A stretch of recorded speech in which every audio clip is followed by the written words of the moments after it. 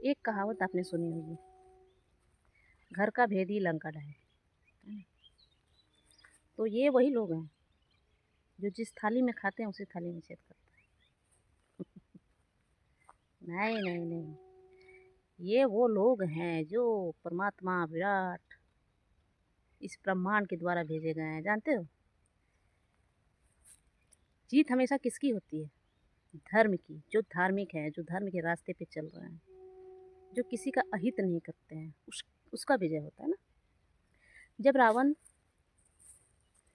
का अधर्म इतना बढ़ गया था और वो इतना पावरफुल मैन थे कि कोई उनका बाल बाका नहीं कर सकता था, तभी अचानक विभीषण उन्हीं के घर में पल बढ़ रहे थे, जिसका नमक खाया उसी पे छेद किया। यही कहानी का जो है प्रसिद्ध है। तो विभीषण जो थे, उनके द्वारा ही अधर्म का नाश हुआ और धर्म की विजय हुई। अगर विभीषण ना होते तो ये हमारे जो राम जी हैं वो भी विजयी भवा नहीं होते। तो अधर्म का नाश होता ही होता है, वो चाहे कितना ही बलशाली क्यों ना हो। और फिर हमारे अभी जितना अधर्म फैल रखा है उसका नाश और कोई नहीं करेगा। और ये लोग जो हैं, ये वही विभीषण का काम कर रहे हैं। क्योंकि अधर्म का विजय हो ही नहीं सकता है। अधर्म कितना ही प्रचंड, कितना ही बलवान क्यों ना हो, जीत हमेशा धर्म की होती है।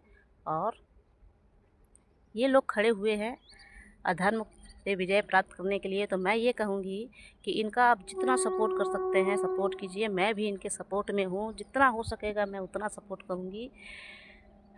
हिंदू से ये नहीं हो पाएगा जब तक कि ये हमारे साथ ना हो।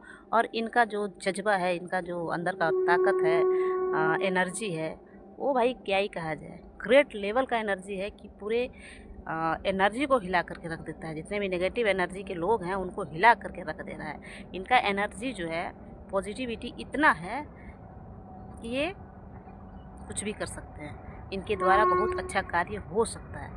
तो हम कुछ नहीं कर सकते, लेकिन इनका सपोर्ट ज़रूर करेंगे। और एक बात और है, इनके दुश्मन अपने ही बन गए हैं। क्योंकि घर का भेदी लंका ढाए तो विभीषण है, और अगर रावण को ये पता चल गया कि मेरे घर का ही भेदी है तो वो मारने में पीछे नहीं हटता। तो यही चीज़ हुआ है इन लोगों के साथ। सब लोग गला काटने के लिए, गोली मारने के लिए, इन्हें पूरी तरह ख़त्म करने के लिए अथक प्रयास कर रहे हैं। और हमें आगे आना चाहिए इनके सपोर्ट में, क्योंकि ये हमारे लिए खड़ा है तो हमें भी इनके लिए